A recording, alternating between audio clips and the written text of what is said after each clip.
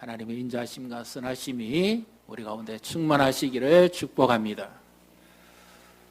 지금 미국에서요, 세계 총생산의 80% 가까이 되는 이 땅콩과 같은 열매가 있습니다. 서부 캘리포니아를 주변에 엄청나게 많이 생산을 합니다. 그 광범위한 땅에 농장에는 모든 이 수로 시설이 다 되어 있고요. 그것이 없으면 바로 사막입니다. 엄청납니다. 그런데 우리가 즐겨 먹기는 땅콩으로 먹는 아몬드가 미국에는 알몬드입니다. 알몬드. 또 사실은 그 땅은 완전히 황폐해진 땅이죠. 인디언들이 주로 다녔던 땅이고 야생 짐승들이 우글거리는 땅입니다. 그런데 그 땅에 놀라운 기적이 일어납니다. 영국에서 신앙의 자유를 찾아서 핍박을 피해서 이 메이플라워, 5월의 꽃이라는 이 배를 타고 대서양을 건너가서 이 신앙의 사람들이 도착한 곳이 바로 미국 땅이죠. 특히 매사추세츠주, 보스턴 지역에. 거기서 그들이 머물면서 인디언에게 이 농사 짓는 법을 배웁니다. 물론 항해 중에도 많은 사람이 죽었습니다. 질병과 고통과 아픔도 있었습니다. 그런데 그들이 그 땅에 도착해서 추위도 이겨야 되고 낯선 환경도 이겨야 되고 모든 것이 열악했지만 마침내 하나님의 은혜로 큰 열매를 얻습니다. 그리고 그들이 제일 먼저 했던 것은 예배 처소를 먼저 짓고요. 그 다음에 집을 짓습니다. 집을 해봤자 요즘처럼 이런 집이 아니겠죠. 거의 뭐 운막집 비슷한 집 아니겠습니까? 재료가 없었으니까. 그리고 하나님께 영광을 돌렸는데 바로 그들에게 가장 돋보이는 것은 그들이 한 해 동안 수고해서 얻었던 열매보다는 그들의 신앙이었습니다. 그들은 신앙 중심의 삶을 살았죠. 영국에서 대서양을 건너왔을 때도 이유가 뭡니까? 오직 하나님 한 분을 잘 섬기기 위해서. 오직 하나님 한 분만 예배하고 말씀대로 살아가기 위해서 그들은 이 험난한 길을 선택했습니다. 그리고 하나님의 은혜로 그들은 드디어 그 땅에 도착해서 꽃을 피웠고 열매를 맺었죠. 눈에 보이는 과일이 아니라 그들의 신앙의 열매가 풍성한 겁니다. 그래서 하나님께서 그들을 축복하시고 그 땅이 지금 세계 최고의 대륙이 된 거죠. 미국의 대통령은 취임하기 전에 반드시 성경에 손을 얹고 선서합니다. 하나님 중심입니다. 저 땅이 이렇게 놀라운 영향력을 미치는 것도 말씀 위에 세워진 신앙 중심이죠. 지금도 그들의 열매는 나타나고 있습니다. 그래서 이것을 기념해서 드리는 절기가 미국에서 나왔지만 우리 선교사들이 원래 미국에서 주로 많이 들어봤지 않습니까? 그래서 추수감사절을 지킵니다. 어떤 분들은 추수감사절은 우리나라 것이 아닙니다 하는 사람도 있습니다. 물론 추수감사절이라고 하는 그 용어는 미국에서 온 것이 맞지요. 미국에서 온 것 맞습니다. 그러나 그 동기는 어디서 찾아볼 수 있을까요? 성경에서 찾을 수 있습니다. 오늘 우리가 읽었던 수장절이라고 하는 거, 초막절, 바로 이것이 추수감사절의 가장 권원인 하나님께서 한 해 동안 은혜를 베푸시고 열매를 맺게 해주신 것에 감사해서 드리는 절기가 바로 수장절 또는 초막절입니다. 실제로 유대인들은 지금도 그런다 그럽니다. 예수를 믿지 않는 유대인들은 지금도 옥상이나 아니면 가까운 곳에 가서 이 초막을 일주일 동안 짓고 삽니다. 강나 생활을 체험하면서 하나님의 은혜를 자기들은 구약식으로 되새겨봅니다. 그러나 믿는 그리스도인들은 진정으로 예수님 안에서 이 의미를 생각하고 그들은 바른 신앙을 가지고 절기를 지키는 거죠. 우리는 농사 짓는 사람이 아니라 신앙의 절기를 지킨다는 것을 믿으시기를 바랍니다. 하나님 중심의 신앙입니다. 그래서 평상시에는 하나님께서 은혜를 베풀어 주시잖아요. 우리에게 건강도 주시고 지켜도 주시고 보호도 주시고 때를 따라 돕는 은혜를 베풀어 주십니다. 그런데 오늘 이 절기는 하나님께 도로 드리는 겁니다. 은혜 받는 게 아니라 도로 드리는 겁니다. 그래서 오늘 말씀에서 하나님께서 자주 말씀하시는 것이 있죠. 뭡니까? 14절 14절, 23장 14절 같이 읽어보겠습니다. 너는 매년 새벽 내게 절기를 지킬지니라. 지킬지니라. 하나님은 선하신 분이기 때문에 지켜라. 절기는 하나님 중심으로 가야 됩니다. 내 중심으로 가면 안 됩니다. 그 권한이 하나님의 말씀에 있다는 겁니다. 우리 신앙은 말씀 중심이 되어야 됩니다. 믿습니까? 그래서 하나님께서 이 절기를 지키라는 이유가 있습니다. 자, 우리 성도님들은 한번 대답해 보십시오. 하나님은 선하신 분입니까? 악하신 분입니까? 지금 내가 믿고 있는 하나님은 교과서적인 대답이 아니라 내 형편에 지금 정말 하나님은 선하신 분인 줄 믿습니까? 아니면 선할 수도 있고 악할 수도 있고, 아니면 그런 하나님은 선하신 분이 아니다 생각되지는 않습니까?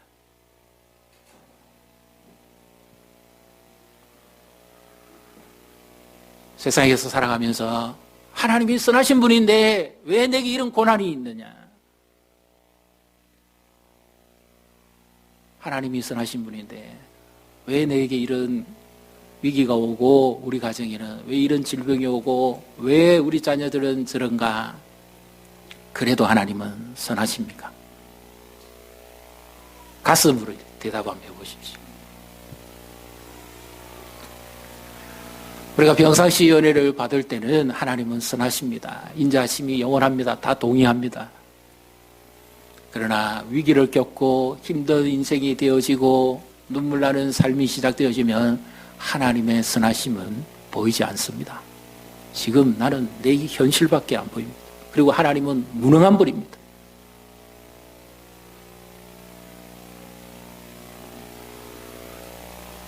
성경에도 보면 그렇지 않습니까? 가장 대표적인 두 사람의 예를 들어보면 요셉 같은 경우는 아버지 집에 잘 있었는데 하나님이 꿈을 주시고 약속의 말씀을 주신 이후에 형들의 미움을 받아서 팔려갑니다. 애굽에 종살이 하지요. 그리고 그것도 모자라서 잘했는데도 보디발의 안에 유혹을 뿌리쳐가지고 정절을 지키다가 오히려 옥살이까지 합니다. 노예에서 제수로 신분이 하락합니다. 감옥에 갇힙니다. 그래도 하나님은 선하신 분입니까?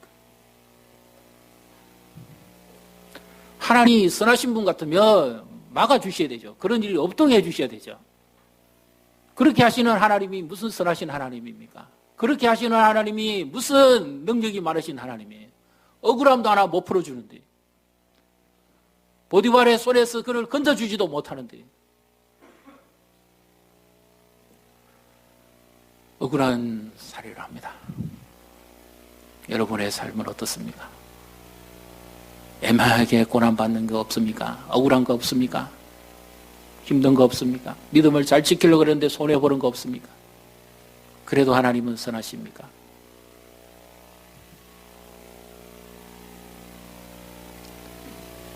(17세에) 꽃다운 나이에 팔려가가지고 30이 되는 해에까지 고생을 합니다. 13년 동안 완전히 제수로 낙인 찍혀 살다시피 삽니다. 그런데 그것으로 끝나지는 않지요. 나중에 아버지를 만나고 형들이 가난에 굶주려가지고 양식 사러 왔을 때 그 이후에 아버지 돌아가시고 형들이 자기를 팔았음을 두려워할 때 요셉이 어떻게 고백합니까? 형들이 나를 팔았음을 인하여 두려워하지 마라. 내가 당신들에게 해를 끼치지 않을 것이다. 그러면서 성경 원문에는 이렇게 되어 있습니다. 당신들이 나를 판 것이 아니라 하나님이 나를 팔았습니다. 우리 인생은 누구 손에 팔려갑니까? 우리를 향한 하나님의 계획은 언제나 선하시다는 것을 믿으시기를 바랍니다. 이 선하다, 좋다는 의미입니다. God is good. 하나님은 선하신 분이다. 하나님이 세상을 만드시고 보시기에 심히 좋았더라는 그 표현입니다. 하나님이 우리를 보시기에도 심히 좋았더라.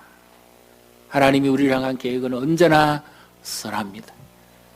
당신들이 나를 팔았으므로가 아니라 하나님이 나를 팔아서 당신들보다 앞서서 나를 훈련시키고 하나님이 아브라함과 이삭과 아버지 야곱에게 약속하신 그 말씀을 이루시기 위해서 나를 선택해서 이곳에 보냈다.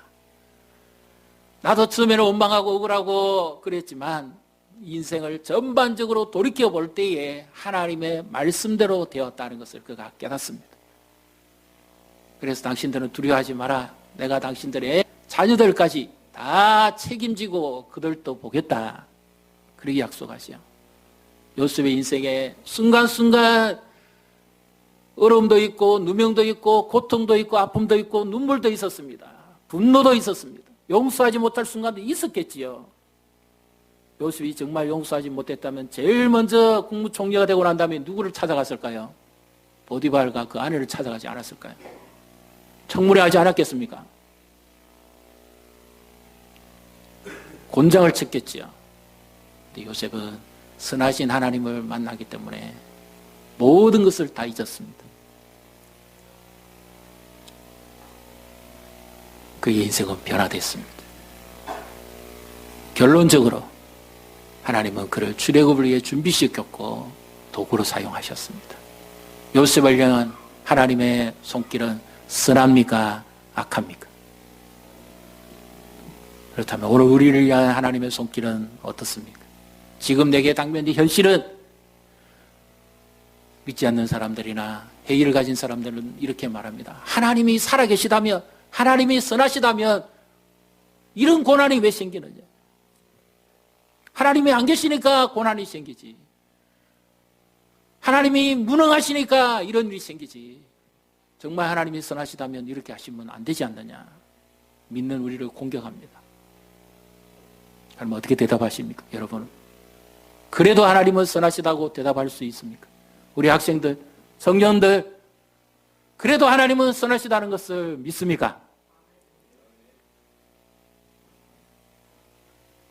아브라함 같은 경우는요, 창세기 13장에 소출이 늘어나므로 조카 롯과 서로 종들이 다툽니다.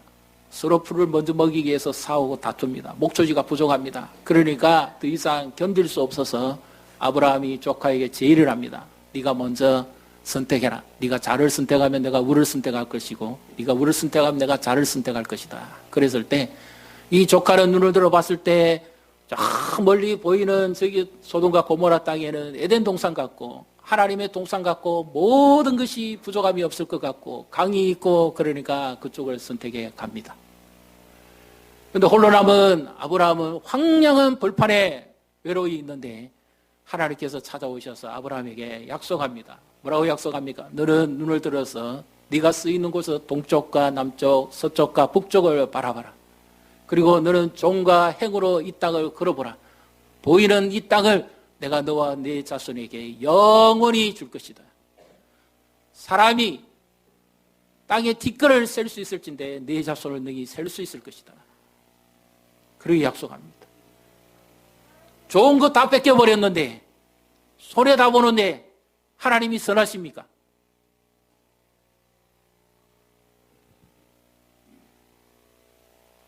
그래도 여러분은 하나님이 선하신 분입니까?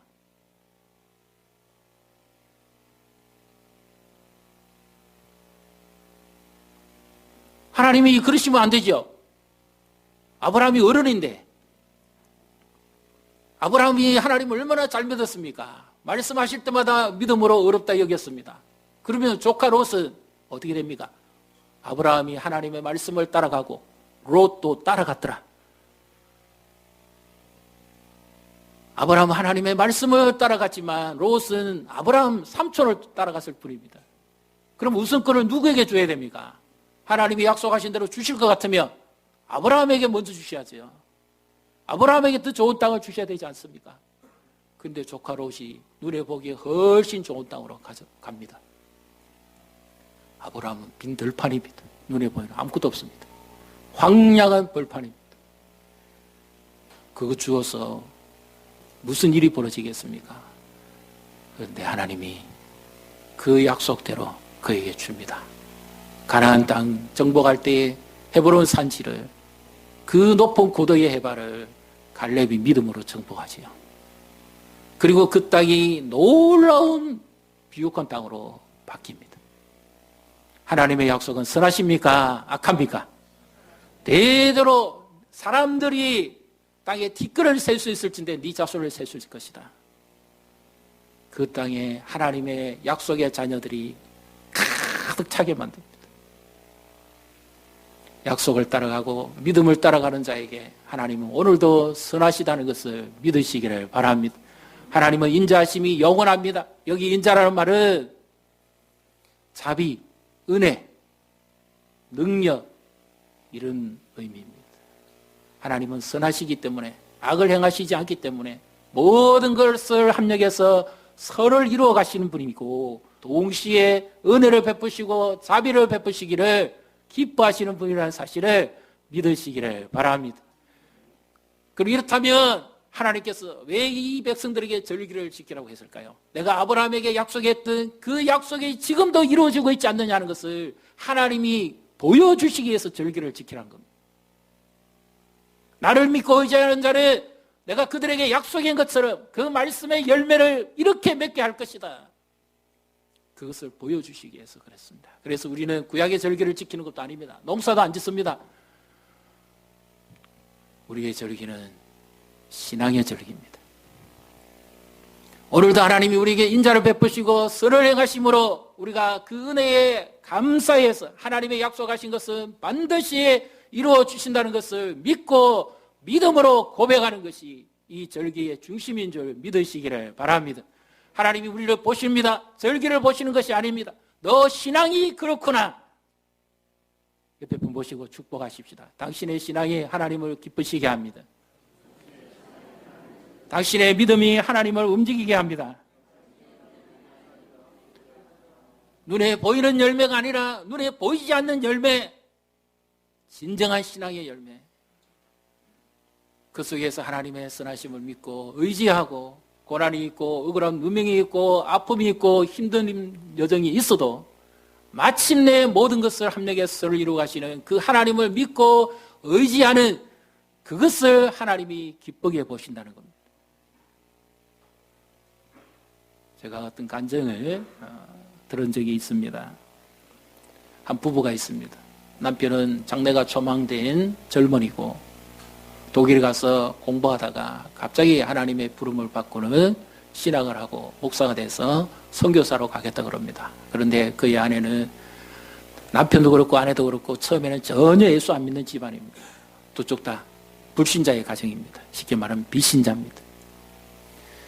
그런데 남편이 독일 가서 유학하면서 예수를 만나서 거듭나서 소명을 받고 선교사로 가는데 문제는 아내입니다. 아내는 한 번도 교회 가본 적이 없습니다.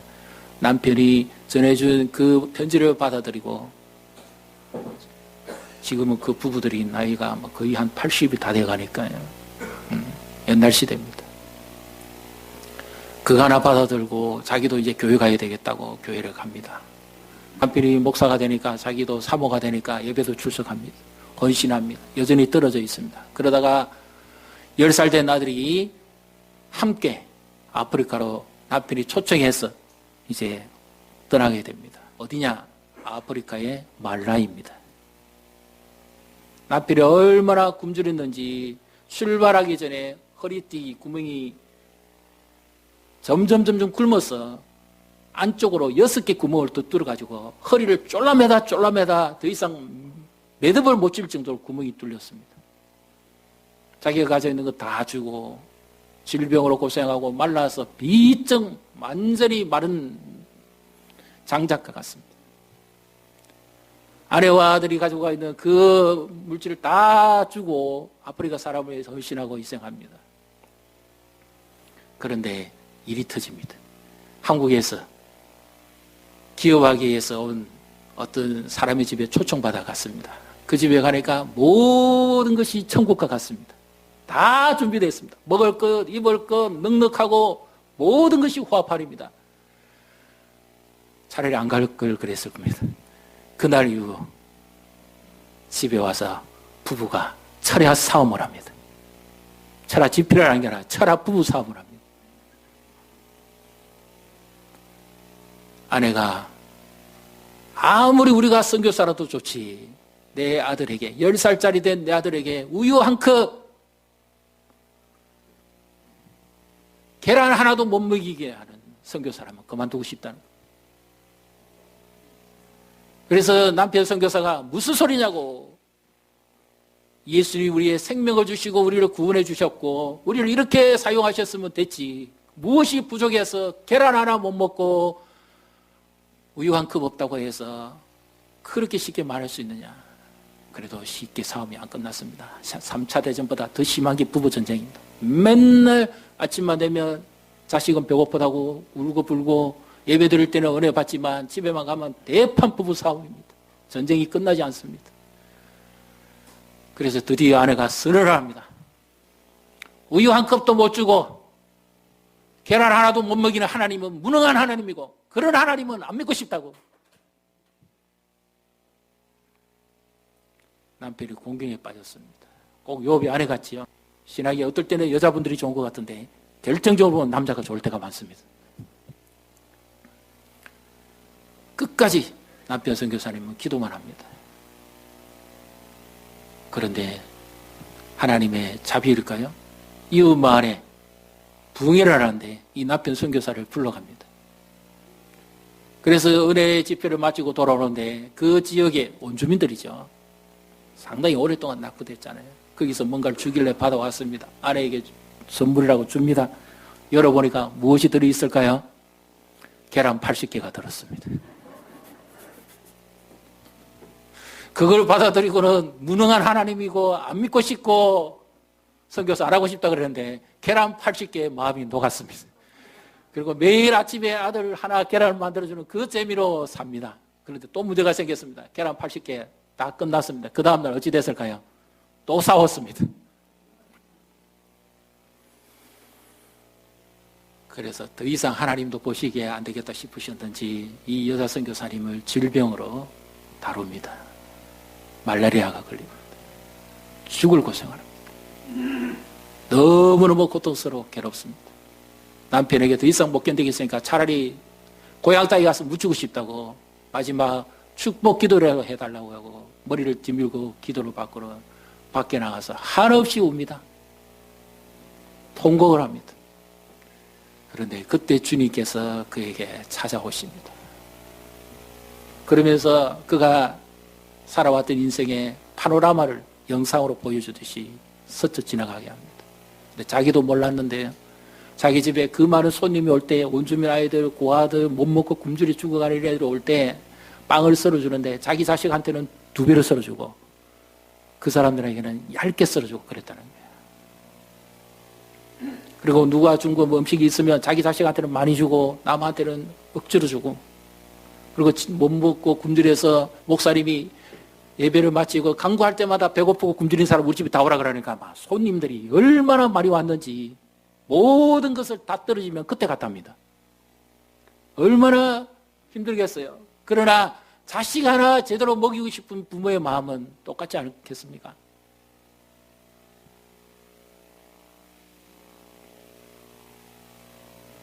그런데 하나님께서 그거 보여주신 겁니다. 그러면서 하시는 말씀이 너는 네 자식 위해서 빵을 2배로 썰어주고 계란 하나 우유 하나를 못 먹여가지고 그렇게 애달고 전전 건강하고 아빠하고 힘들어했지. 나는 너를 위해서 내 아들을 생명째 주었다. 네가 먹어서 영원히 줄이지 아니할 생명의 빵을 주었다.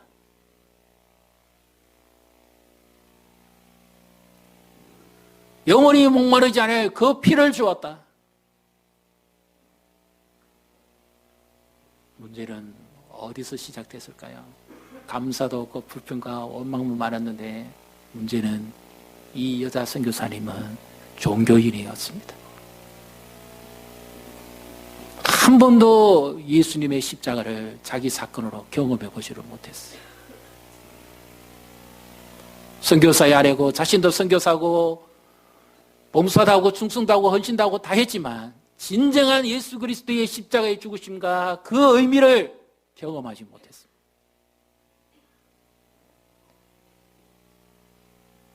그 사건 이후로 십자가를 가슴에 새기고 이 여자 선교사님이 거듭납니다. 변화됩니다. 자신이 변화되니까 그동안 불평하고 원망했던 거 모든 것이 다 달라집니다. 오늘 이 자리에 계신 분 가운데 가족 따라왔습니다. 친구 따라왔습니다. 종교인으로서는 안 됩니다. 나를 위해 아낌없이 주시고 생명 주시고 죽기까지 하신 예수 그리스도를 생명의 양식으로 먹어야 구원받는다는 것을 믿으시기를 바랍니다. 이 감사가 있어야 이 신앙은 믿음으로 지킬 수가 있는 겁니다. 행위로는 안 됩니다. 봉사로는 안 됩니다. 예의로도 안 되고 열심으로도 안 되고 직분으로도 안 됩니다. 오직 예수 그리스도의 생명이 없이는 결코 하나님 앞에 감사할 수 없습니다.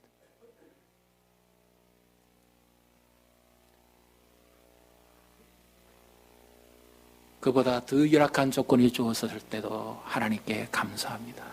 그리고 그 아들 절대 목사 안 시키겠다고 다짐하고 대판 싸웠던 그 아들인데, 아들이 미국에 가서 의대 가서 공부를 하고 병원도 차리고 돈을 많이 벌었습니다. 그런데 하나님께서 그 아들을 불렀습니다. 선교사로 부릅니다. 그래서 그 아들이 다시 그 아버지 어머니가 있던 그 아프리카 말라위로 갑니다. 그곳에 가서 가장 최근의 일인데 스와질랜드에 의과 대학이 생깁니다. 그리고 의대에 병원이 생깁니다. 복음으로 죽어가는 영혼을 건져내고 굶주리고 고통 가운데 있는 자들을 치료하고 아픈 자들을 고쳐내는 그 사역을 감당합니다. 우유 한 컵, 계란 하나 없어서 대판 싸워서 하나님은 무능하다고 그랬고 그런 하나님은 안 믿고 싶다 그랬는데 이 아들과 이 가정에 행하신 하나님의 역사, 이 말라위를 부흥시키고 경제를 성장시킬 뿐만 아니라 그 땅을 생명의 땅으로 변화시켰습니다. 믿습니까? 하나님은 선하신 분입니다. 우리 하나님께 영광의 박수를 드립시다. 우리를 향한 하나님의 계획은 언제나 선합니다. 순간순간 배고픔이 있어요. 굶주림이 있어요. 희생하는 거 있어요. 다 빼앗기는 것 같습니다. 손해보는 것 같습니다. 예수 안 믿는 사람이 봤을 때는, 종교인으로 봤을 때는 세상에 가장 미련하고 어리석은 자 같습니다. 미련 없이 살아가는 자 같습니다. 그러나 하나님은 그럼에도 선하십니다.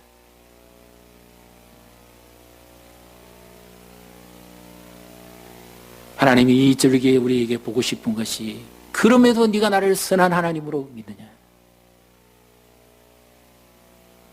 그럼에도 네가 나를 인자하는 하나님으로 믿느냐?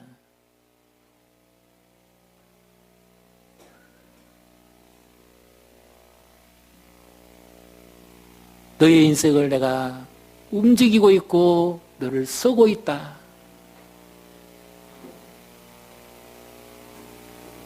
너의 현실이 아무리 그렇다 할지라도 그럼에도 불구하고 네 나를 선한 하나님으로 믿고 있느냐? 나의 인재가 그치지 않고 있다는 것을 네가 고백하느냐?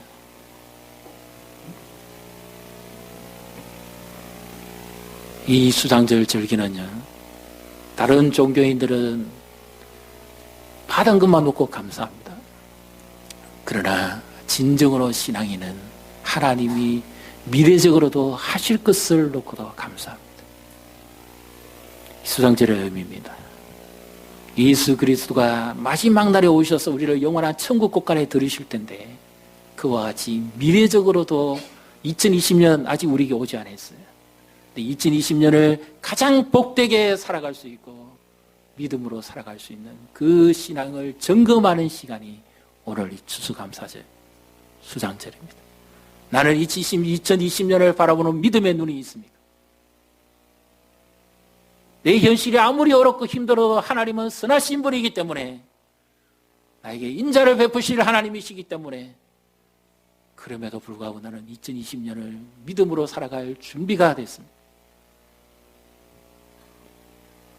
저희 교회가 이곳에 세워지고 무슨 사역이 있습니다. 지역을 위해서 초등학교를 졸업하고 중학교 들어가기 위한데 가난해서 교복 살 돈이 없는 가정에 처음에는 우리가 옷 2벌을 생각했고 그 다음부터는 우리가 정한 액수대로 했습니다.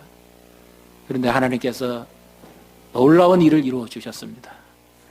바로 주차장을 열어주셨어요. 철저하게 닫혀있던 저 주차장을 하나님, 우리가 가난한 자를, 힘든 자들을 돕다고 생각하니까 하나님께서 열어주셨습니다. 그리고 선교사들과 후원교회를 우리가 힘들지만, 우리도 그렇게 여유는 없지만 셀에서도 그렇고 기갈에서도 그렇고 교회적으로도 도왔을 때 하나님께서 우리 교회에 놀라운 은혜를 베풀어 주셨습니다. 이 수장절은 레위인과 고아와 가부와 객과 함께 지키라고 그럽니다. 신명기 16장에 보면, 출애굽기 34장에도 보면 계속해서 그와 같은 말씀이 나옵니다. 너희 하나님께서 정하신 곳에서 하나님 중심의 절기입니다. 그리고 하나님이 원하시는 대로 해야 됩니다. 고아를 돌봐라. 그들은 땅이 없는 자입니다. 가부도 그렇습니다. 객도 그렇습니다. 그러나 하나님의 선하심과 인자심을 어떻게 경험할 수 있습니까? 그들을 함께 초청해서 나누고 즐김으로 하나님은 그들을 공급하시는 하나님이라고 믿게 하시는 거죠. 힘듭니다. 살아가기 어렵습니다. 그러나 우리가 2020년을 믿음으로 결단하면서 살아갈 수가 있습니다. 고린도후서 9장에 무엇이든지 심는 자로 거두게 될 것이다. 이것을 많이 심는 자는 많이 거두게 될 것이고, 각 사람이 전대로 하되 인세 가문으로나 억지로 하지는 말아라. 자원에서 드리는 예물은 감사 예물입니다. 그러나 이 절기 예물은 하나님이 명령하신 겁니다. 우리와 우리를 위한 하나님의 인자하심을, 그리고 우리보다 연약한 자들과 아픔 중에 있는 자들을 섬기라고, 그리함으로 우리에게도 하나님께서 이 약속을 이루어주시고 또 그들에게도 하나님의 인자하심을 베풀어 주셔서 그들도 잘되고 우리도 더 굳건히 신앙을 세워가게 한 하나님의 은총입니다. 지금 경제가 어렵다 보니까 교회들마다 선교사들의 후원이 점점점 끊어집니다. 제일 먼저입니다. 그 다음에 후원교회들을 끌어놓습니다. 그러나 우리는 힘들더라도 하나님께서 약속하신 것, 이 약속의 말씀을 붙잡고 우리가 힘들더라도 우리가 함께 동참함으로 하나님 나라를 이루고, 이것을 많이 심는 자는 많이 거둔다는 것을 믿음으로 받으시기를 주님의 이름으로 축복합니다. 그 무엇보다도 하나님이 너의 신앙이 그렇구나, 네가 나를 선한 하나님으로 믿고 인자한 하나님으로 믿는구나. 스와질랜드에서만 역사가 아니라 너의 가정에서도, 너의 기업에서도, 너의 회사에서도, 너의 직장에서도, 우리 교회에서도 이렇게 행하시는 하나님을 만나시기를 주님의 이름으로 축복합니다.